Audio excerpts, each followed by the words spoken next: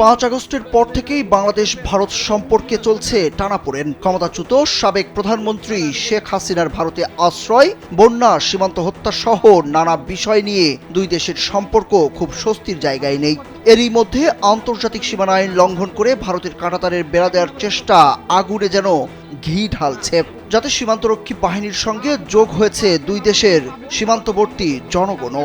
এখানে আপনারা কমেন্টমেন্ট করছেন যে এখানে আর কোনো কাজ করবেন না। অন্তর্বর্তী সরকার দায়িত্ব নেওয়ার পর থেকেই নজরদারি বাড়িয়েছে দুই দেশের সীমান্তরক্ষী বাহিনী। এর মধ্যে সীমান্তে বিভিন্ন ঘটনায় পাল্টাপাল্টি প্রতিক্রিয়াও জানিয়েছে দুই দেশের সরকার। সব মিলিয়ে দুই দেশের সীমান্ত নিয়ে আগের যে কোনো সময়ের তুলনায় উত্তেজনা বিরাজমান।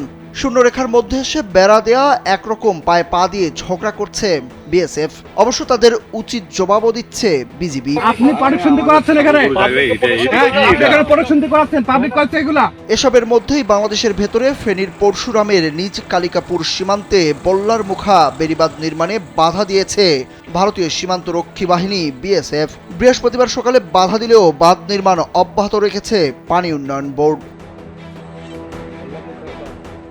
গত বছরের 20 আগস্টের ভয়াবহ বন্যায় বিএসএফ বল্লার মুখা বেড়িবাঁধের বাংলাদেশের অংশে কেটে দিলে পরশুরামের বিস্তীর্ণ এলাকা পানিতে তলিয়ে যায়। পানি শুকিয়ে গেলে পাওবর উদ্যোগে 4,17,00,000 টাকা বরাদ্দে বাঁধ নির্মাণের কাজ শুরু করেন ঠিকাদারের লোকজন। কিন্তু কাজ শুরুর পরপরই বৃহস্পতিবার সকালে বিএসএফ বাধা দেয়। এ নিয়ে সকালে নিজ কালিকাপুর সীমান্তে বিজিবি বিএসএফ এর পতাকা বৈঠক অনুষ্ঠিত হয়। স্থানীয়রা জানান, বল্লার মুখা বেড়িবাঁধের 190 মিটারের কাজে বিএসএফ কোনো বাধা দিচ্ছে না। তবে অপর অংশের 70 মিটার বাঁধ পুনর্নির্মাণে তারা বাধা দেয়। 70 মিটার বাঁধের অংশে 30 মিটার দুই দেশের সীমান্তের 150 গজের মধ্যে বলে বিএসএফ দাবি করছে। এ ব্যাপারে বিজিবি ফেনীর ব্যাটালিয়ন অধিনায়ক লেফটেন্যান্ট কর্নেল মোহাম্মদ মোশাররফ হোসেন জানান, 150 গজের বাইরের অংশে বাঁধ পুনর্নির্মাণের কাজ চলছে। 30 মিটার জায়গায় আপত্তির বিষয়ে দ্বিপক্ষীয় আলোচনা চলছে। এদিকে লালমনিরহাটের পাটগ্রাম উপজেলার ধবলসুতি এলাকায় বৃহস্পতিবার বিকেলে চাষাবাদের জমিতে কাজ করতে গিয়ে স্থানীয়রা বৈদ্যুতিক খুঁটি ও খুঁটি স্থাপনের যন্ত্র দেখতে পেয়ে বিজিবিকে খবর দেন। খবর পেয়ে 61 বিজিবি ব্যাটালিয়নের সদস্যরা ঘটনাস্থলে গিয়ে প্রতিবাদ জানান।